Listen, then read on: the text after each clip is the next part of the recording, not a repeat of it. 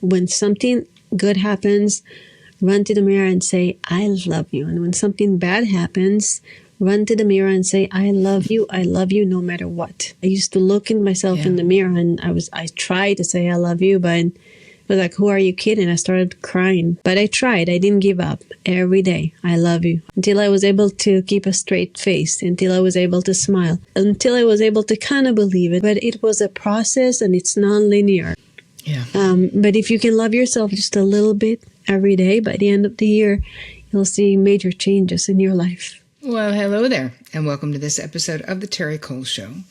Today, I am interviewing Orion Talmay is her name. She's an award-winning speaker, transformational coach, and a hypnotherapist. She is the founder of Orion's Method and the host of the popular Orion's World podcast, previously known as Stellar Life podcast.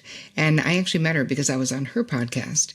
And she helps clients elevate to new levels of healing, confidence, passion, love, and freedom, basically through awakening their innate power. So in this interview, we talked quite a bit about manifesting the things that you want in life, which I don't always talk about, but I do always do in my actual real life. So it was interesting to just openly talk about what I really do in my life. Because obviously you guys, most of the time, I'm interviewing psychotherapists and she is a hypnotherapist, but it's like I don't talk that much about this, but I do think that it is really powerful to get your brain on straight to a degree when it comes to manifesting, understanding that what we think about in a lot of ways we bring about, right? Intentionally. Well, this is what manifesting is. That it doesn't mean if bad things happen to you, you made it happen. That's not what I'm saying.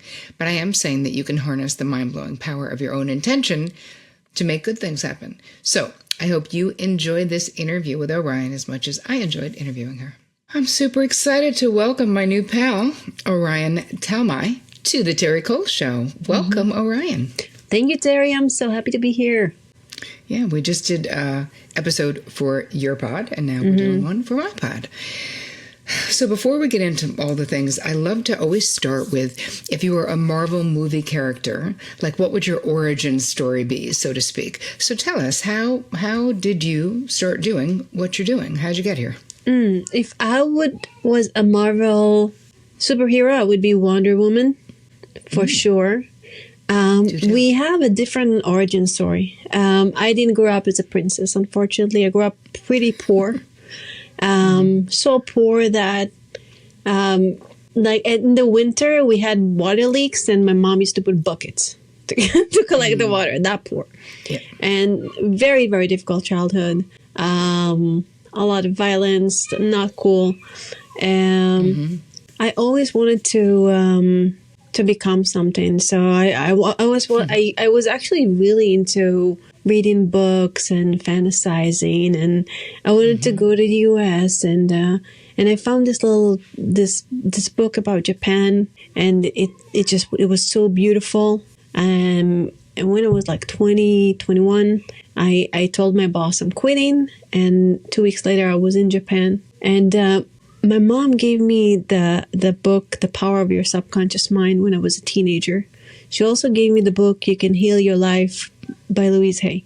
So it really influenced me. And I was always fascinated with the mind-body connection. But more than that, how I didn't know to call it the quantum field back then. I didn't know to call it, all those jargon names that we use today that sound so cool. But I knew that I can affect my reality and I can project thoughts into my reality, and my subconscious mind is so powerful. So I created a really magnificent experience for myself in Japan for 3.5 years. But then I actually wanted to be Wonder Woman in a movie. So I went to New York and I studied acting for 2 years. And they told me, because of your accent and where you're from, you can never, ever be a Wonder Woman, maybe, or like anything, basically. Maybe a terrorist, the casting agents did. And I was insecure. I was young. I was insecure. I was pretty much alone. And I believed them. And I kind of neglected that dream. I mean, there was another reason I neglected that dream. But it did affect me. But the funny thing is that the one that is actually playing Wonder Woman in theaters is Gal Gadot, which is she's Israeli like me. And on the movie set, they took the whole cast of the Themyscira, I think it's called, and they matched her accent to there. So the whole cast had to learn Israeli accent to match Gal Gadot. That's what I read. The irony. The irony. Right. Yeah, the irony. But I guess I was meant to do something different, and I was meant to help a lot of people, and I was meant to shine my light bright. One day maybe I will go and act in a movie. That would be fun. But I like what I'm doing now. I like helping people. I like igniting their light. I like helping them transform and create some quantum jumps and quantum leaps. More of my story was also, it wasn't like, oh, I started acting and then everything was amazing. No, I went through an abusive relationship. I went through struggles, and I had to really find that light inside and rise like the phoenix, and learn everything about self-development so I can lift myself up. I had a big lesson in self-love that I had to go through. So I think this whole journey just brought me to where I am today. All right. So let's talk a little bit, if you're open to it, about how did the abusive relationship, how did that propel you towards what you're doing? And how did you know what I mean? Because we all go through what we go through, and then it impacts us. Yeah. Oh, yeah. So first, let me start that, now that I look back at it, because I did the work, I can talk about it without crying, and I can see it as a gift. Many times in our lives, things happen that we don't like and that hurt us so much. But it's like a gift that the bow is on the bottom. You cannot see that it's a gift. You cannot open it. Only a few years later, or a decade later, or 2 decades later, you go back and you say, oh, that's why I had to go through that. That was a part of my soul correction. So, I met a guy who was handsome, muscular, rode bicycles, flew airplanes, like a bad boy. And, of course, I fell for him. It ended up being very traumatic. I mean, this guy used to put me down, insult every part of my body. It was terrible. And it ended up, when it became violent and I ended up in hospital, is where I broke up their relationship. And I was pretty much a shadow of myself. I remember drinking a lot of alcohol in that time, and couldn't look at people in the eye as I would walk down New York City, and kind of like being so afraid that somewhere he's going to be there and find me. I think the psychological trauma was the worst. And I went to a psychologist, and she's like, oh, I have to send you to a psychiatrist. You got to go on medication. And I understand it's good for some people, but I was like, wait, there is a light here. If I hold on to this light, maybe something's going to shift. So I did everything I could, for real, everything that I can to lift myself up, whether it's going to yoga class, moving my body, learning martial arts, because I promised to myself that nobody's ever going to touch me like that again. And, I couldn't smile.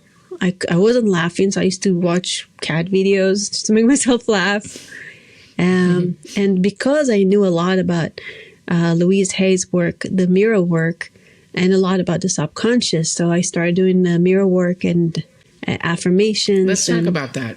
Let's talk about mirror work a little bit. I love Louise Hay. I've always been a huge fan from when I found You Can Heal Your Life for, years. And I actually knew her from Hay House because I was a speaker for them many years ago. You knew her personally?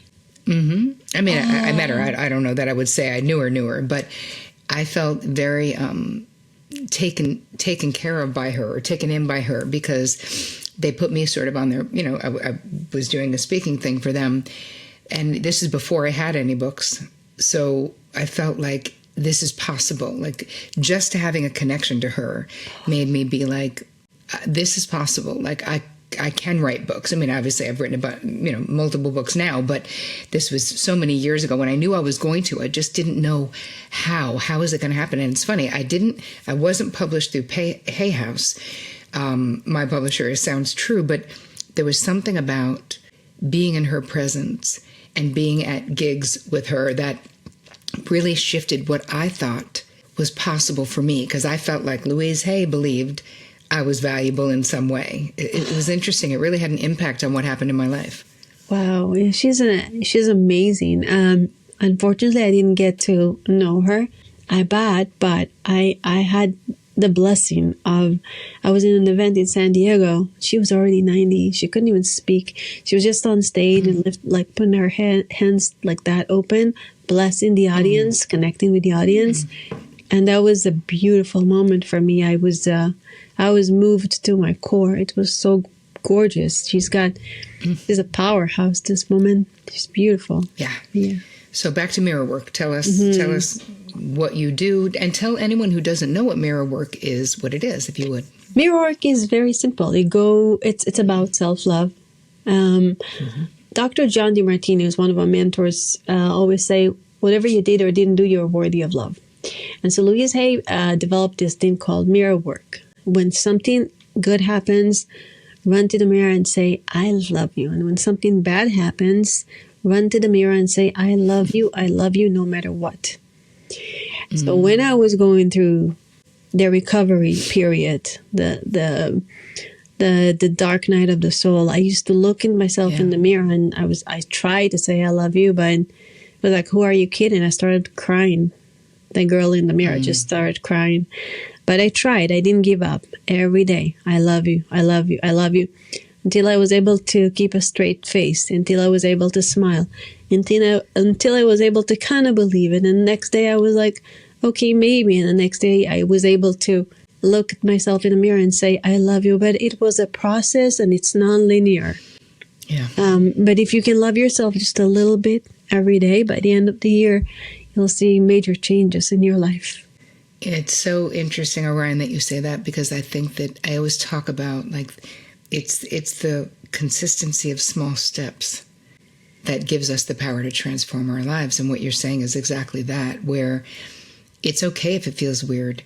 It's okay if you don't believe it when you first say it. It's okay, because what ends up happening is this is how we create neural pathways in our brains, right? It's by repetition. The neural pathways that we don't want, right? These, whether it's habits that are bad for you, whether it's thinking that you're a piece of shit, whether it's things that we don't want, they became neural pathways through repetition.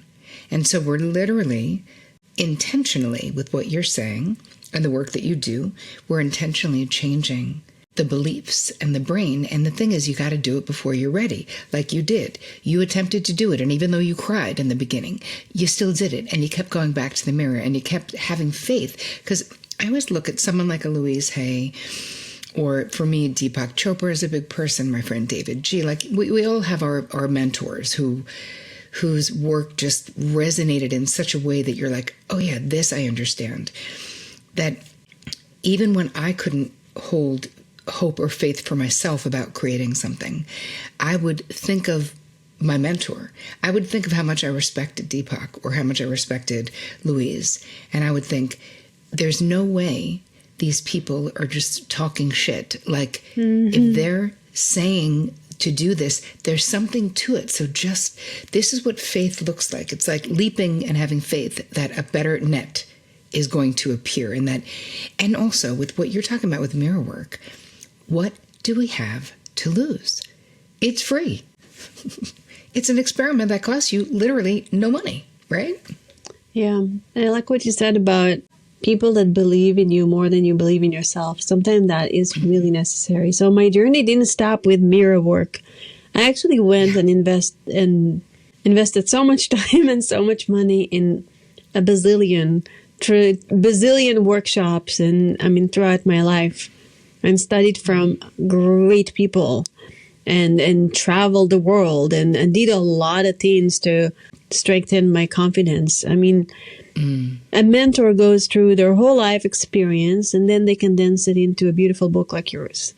and then you get it, and you get like this wisdom of a decade or 2 decades or 3 decades. Right. And you just have it. So there is so much information that we have enough information, and we just have to, if you want it, you gotta feed that light inside of you. Yeah. Yeah, I love the idea of, first of all, we are so lucky now, because back in the day, I think about like what books were influential for me, like in the 80s, so Deepak Chopra, the 7 Spiritual Laws of Success. Okay, so yes, Louise Hay, You Can Heal Your Life for sure. Also, Many Lives, Many Masters. Oh, I did past life regression. One was great, and the other one scared me completely, and I never went back. Interesting. Yeah, it can be scary. It definitely can. I became a past life regression practitioner. I studied with, what's his name? The guy who wrote Many Lives, Many Masters, Weiss. Dr. What's his first name? Anyway, it doesn't matter. Point is, you guys listening, it's like you're finding your own North Star, right? We, Orion, you're sharing sort of how you were like, okay, I'm going to take courses. I'm going to do workshops. I'm going to learn from people whose work resonates with me. And then you have now, since then, well, you're a hypnotherapist now. You have a really popular podcast, but you also are the founder of Orion's Method. So let's talk a little bit about how you work with clients. How would I work with clients? Well, it starts with healing the subconscious mind. Through hypnosis, through conversations. I used all kinds of methods, but beyond the methods, I think my ability to kind of like be an open vessel for the divine to come through. Because when I talk to people, or when I do a hypnosis session, if I only rely on little me and the little information that I have, and no matter, I studied a lot, but when you compare what I studied to what is out there, and the universal Google, and more dimensions, and whatever, like this hugeness that is out there, I am just this like small little person with one brain, right? So what I do is I just a nice brain, great brain, but still, it's not. I'm with you. It's limited. I feel my limitation on my brain daily. But go ahead. Yeah. So I kind of open myself if I'm with a client, like something happens, something is there's some stuck energy. I just ask, what do I need to say? What do I need to connect with right now? And the right words, the right actions, the right conversation, the right, sometimes questions. And I'm like, why am I asking this? But it leads to somewhere. So it's about building trust.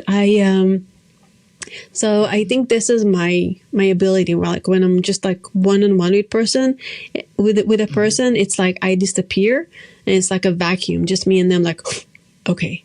And now we're connected. Let things go. Let things flow. But Orion's Method is also about my journey to finding my inner goddess. Because after my abusive relationship, I became really masculine. I studied martial arts. I lifted heavy weights, and I'm like, I'm one of the guys. Because the questions that ran my life was, how can I not get hurt? Right. So I emasculated every guy I dated. And I couldn't figure out why I cannot find love. So let's talk about masculine and feminine energies and why do we need both? Because you talk about this quite a bit in your work, like the power of both understanding masculine and feminine. And, we're not necessarily talking about gender. We're not talking about gender. We're talking about actual energies. So tell. So the world is made out of polarity. There is light and darkness, yin and yang, tall and short. Everything is about polar opposite. And within us, there are those two energies, one feminine, one masculine. Throughout the day, we tap into these energies multiple times.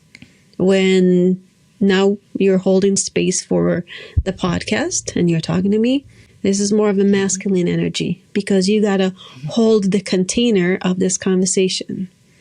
So my mentor, Sheila Kelly, who taught me a lot about femininity, is from the S Factor. from Right, S Sheila? Factor. Yeah, she's amazing. Amazing. Yeah. Everybody check her out.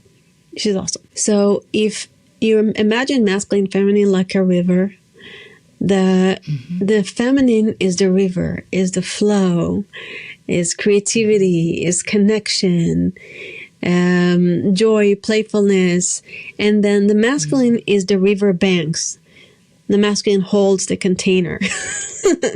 And the masculine is more, I guess, left brain, logical, a little more disconnected for emotions. So throughout the day, most women are feminine in their core. Most men are masculine in their core. And I mean, it's a spectrum and there is everything in between. But what happened, like I'm more feminine in my core.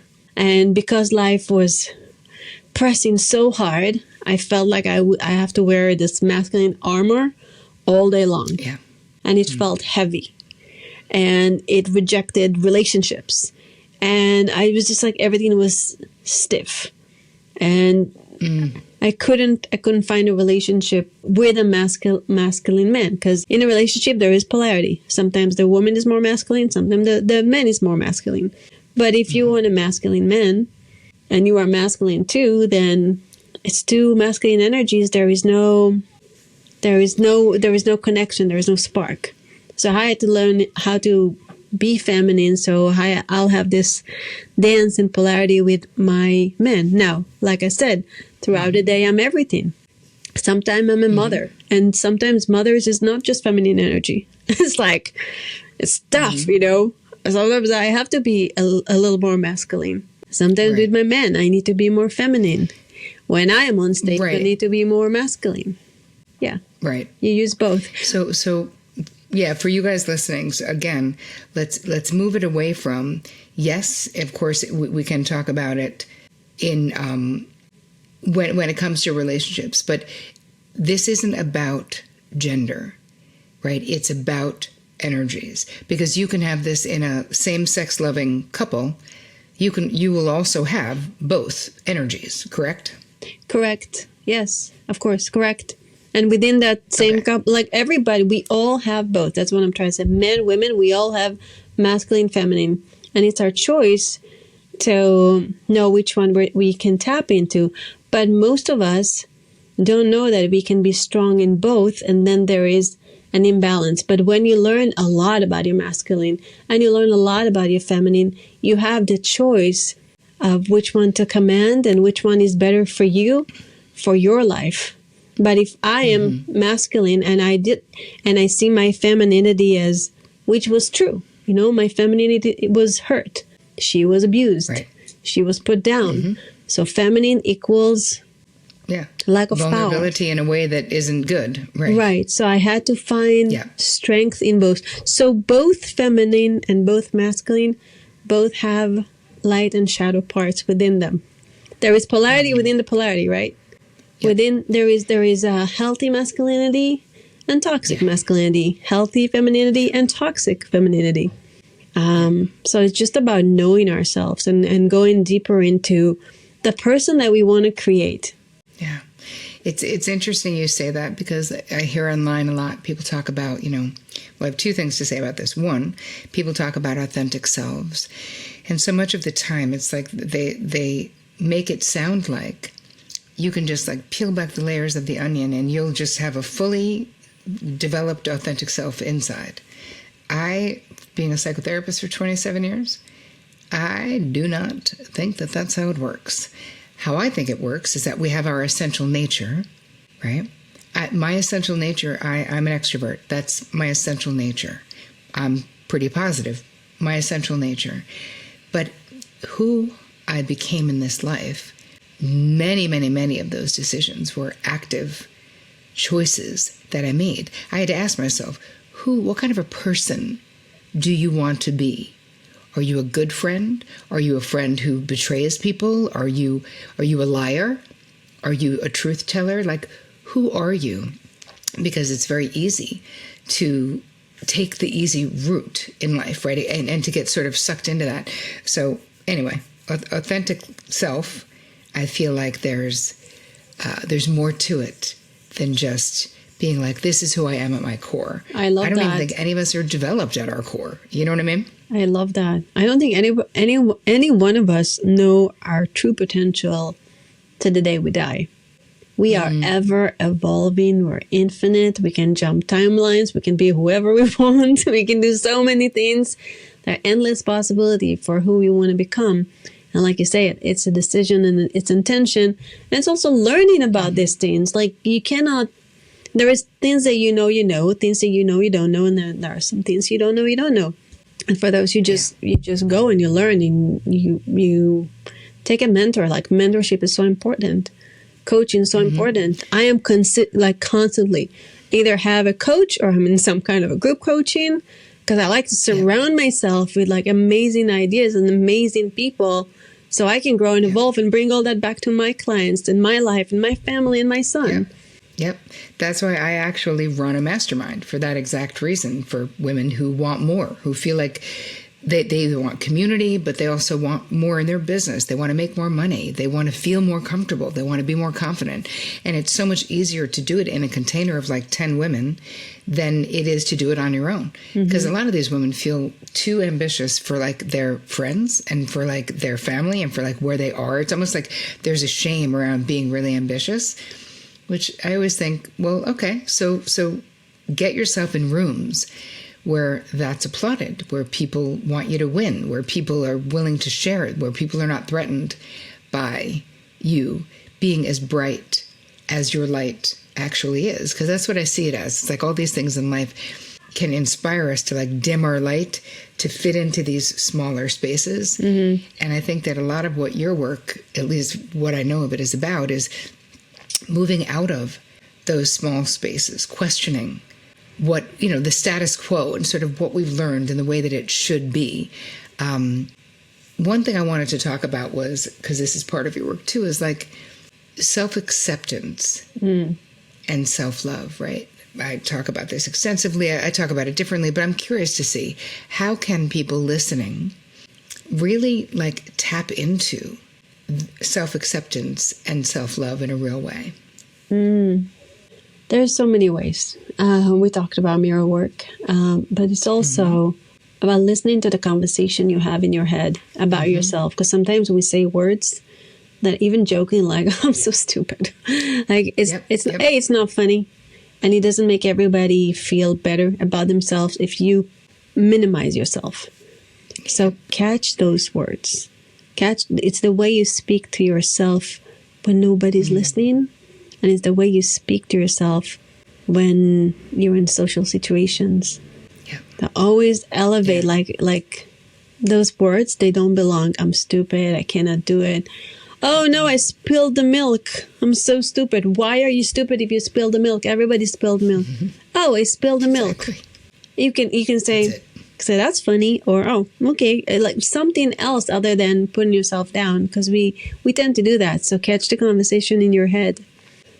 And another thing that is super empowering is to make a list of your achievements and bring in really cool moments.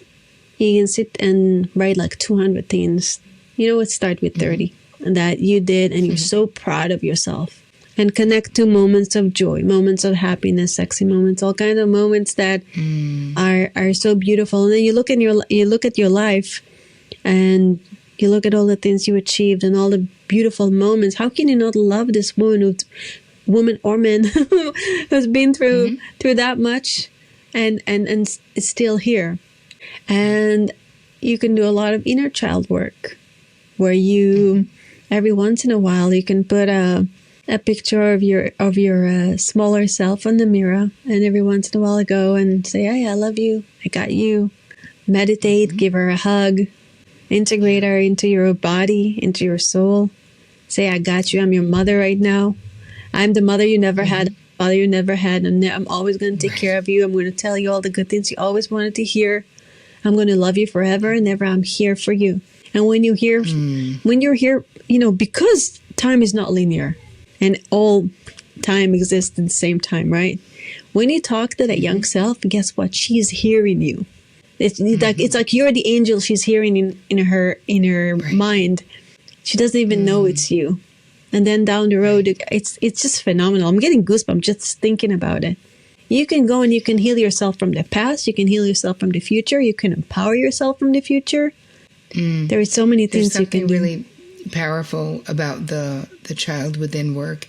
And I think that you guys who are listening, if you're like, I haven't really done this and I'm not really sure, I love the idea of, I have this as an exercise in some of my courses where you take a picture of you as a child and have it as your screensaver on your phone, or put it, as Orion said, put it on the mirror if you have an actual real picture, and beam that love to that kid. Like when you see that kid, because here's the thing, when we look at our faces as little kids, right, there's no part of you that could possibly not be like, oh my God, you deserve everything. You're the cutest little face in the world. Like that little innocent face, that's you, right? That child is you. That kid is still you. And I know from a therapeutic point of view, we all get stuck at certain phases of development because we've had painful things happen. And so how do those things impact our adult lives? Is we end up having transferences. We end up being afraid of them. We end up, or overcorrecting, as you were sharing. Like there's all these different things that happen that are not optimal for what we want to happen, right? We're wanting to have expansion. But try, and I'll put it in the show notes. I'll give you the show notes, but also in the PDF, or you'll see it, you guys, of how to do what she's talking about with just the child within. Just do it for 7 days and see what shifts, see how you feel, see what you dream, see what interactions start changing. Deepak used to talk about, he would call them meaningful coincidences, and I call them synchrotastic happenings. That's cute. Right? When I'm really doing exactly what you're saying, dialing in, being aware of my internal dialogue and being conscious to have it be positive, when I'm visualizing what I want to happen and feeling the feelings of having it, which is what I do, I start to see my external life shifts because I've shifted my internal life, just as you've instructed. This is what is happening. It's just that it's easy to get caught up in life and not do that, right? It's easy to be like, as my mentor David G would say, to get up, burn through the day, drop, and do it all over again.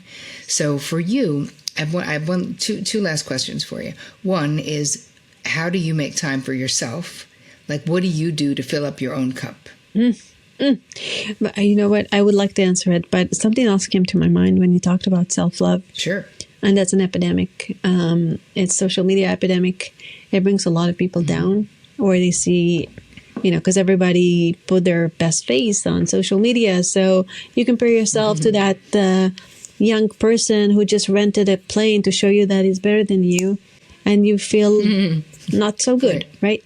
The one thing that I did for myself was social media detox. I detox, there is no Facebook. Now I have YouTube, but I only go there for content I need to know. But when I started, it was like no social media on my phone. If I needed to go to YouTube, I have it on another computer. So I only go for a specific purpose to open YouTube.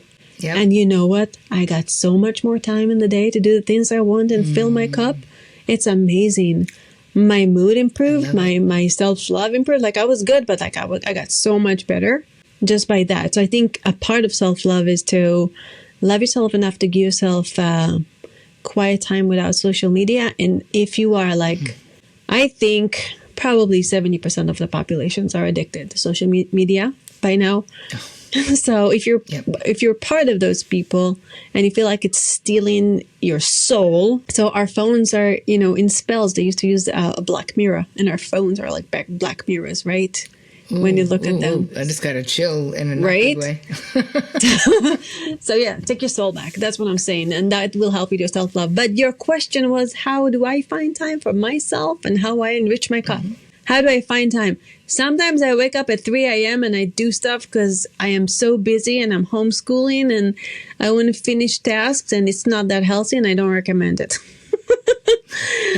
You're like 2 out of 10. Okay. Yeah. So with time, I'm still struggling, but I do find time to meditate at least once a day or once in 2 days. I have to. I take time to do that.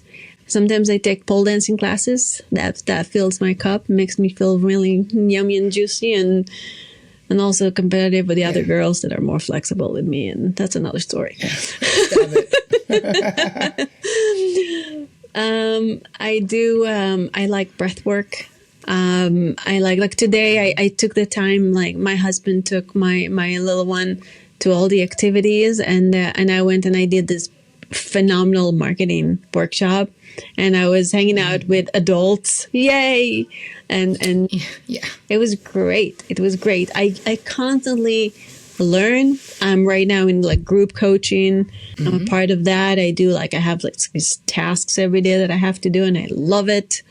I'm always surrounding myself with people that are doing and wanting to go where I want to go, because it's important. You cannot do it by yourself. You need a support system. Right. Period. Yes. Fact. All right. So tell us, where can people find you? Well, go to my website, orionsmethod.com, or check out my podcast, stellarlifepodcast.com. And I'm on social media at Orion Talmay, Orion Talmay, Talmay. Woohoo. Well, thank you for being here. I super appreciate you. Yeah, thank you so much. Appreciate you.